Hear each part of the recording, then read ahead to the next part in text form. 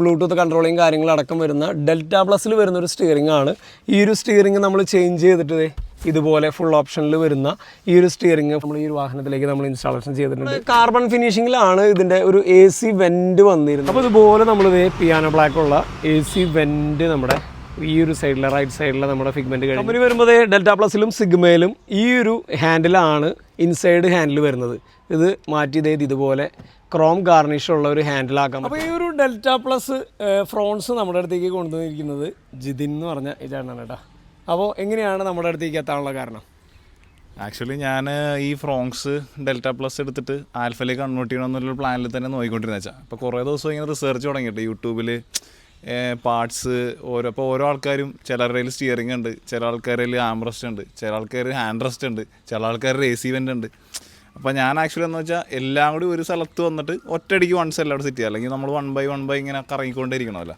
അപ്പോൾ ഞാൻ നോക്കിയതിൽ ഏറ്റവും കൂടുതൽ ജെനുവിൻ പാർട്സ് അവൈലബിൾ ആയിട്ടുള്ള ആൾക്ക് നിങ്ങളുടെ ഒരു ഷോപ്പിലായിരുന്നു. അപ്പം അങ്ങനെ ഞാൻ സെർച്ച് ചെയ്താണ് ലാസ്റ്റ് ഇവിടേക്ക് എത്തിയത്. ശരിക്കും ഞാനൊരു 50-60 കിലോമീറ്റർ ട്രാവൽ ചെയ്താണ് ശരിക്കും ഇവിടെ വരെ വന്നത്.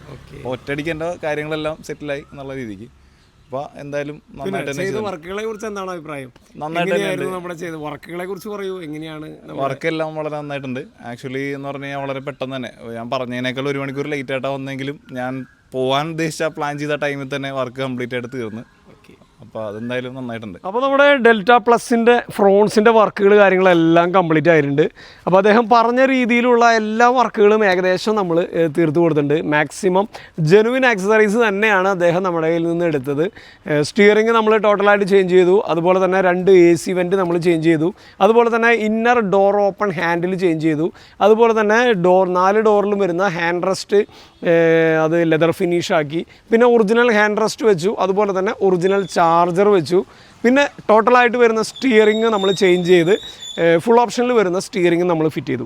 ഇത്രയാണ് നമ്മൾ ഇന്ന് ഈ ഒരു ഫ്രോൺസിലേക്ക് ചെയ്തിരിക്കുന്ന വർക്കുകൾ. അപ്പോൾ ഈ ഒരു വർക്കിനെ കുറിച്ച് നിങ്ങൾക്ക് അറിയാൻ താല്പര്യമുണ്ടാവും. എത്ര രൂപ ചിലവ് വന്നു എന്നുള്ളതൊക്കെ നിങ്ങൾക്ക് അറിയാൻ താല്പര്യമുണ്ടാവും. എല്ലാം നമ്മൾ വീഡിയോയിൽ ഡീറ്റെയിൽ ആയിട്ട് പറയുന്നതായിരിക്കും.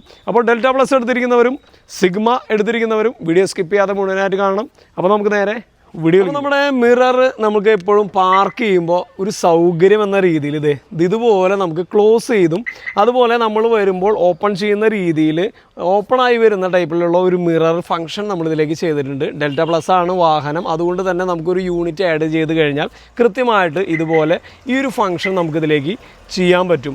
വളരെയേറെ സൗകര്യപ്രദമായ ഒരു കാര്യമാണ് ഈ മിറർ ക്ലോസർ ഫംഗ്ഷൻ. പാർക്ക് ചെയ്യുന്ന പല സമയങ്ങളിലും നമ്മൾ വാഹനം വിട്ട് ലോക്ക് ചെയ്ത് പുറത്തു പോയതിന് ശേഷമാണ് മിറർ മടക്കി വയ്ക്കുന്നതിനെ കുറിച്ച് ആലോചിക്കുക. അപ്പോൾ നമ്മൾ ഉള്ളിൽ കയറി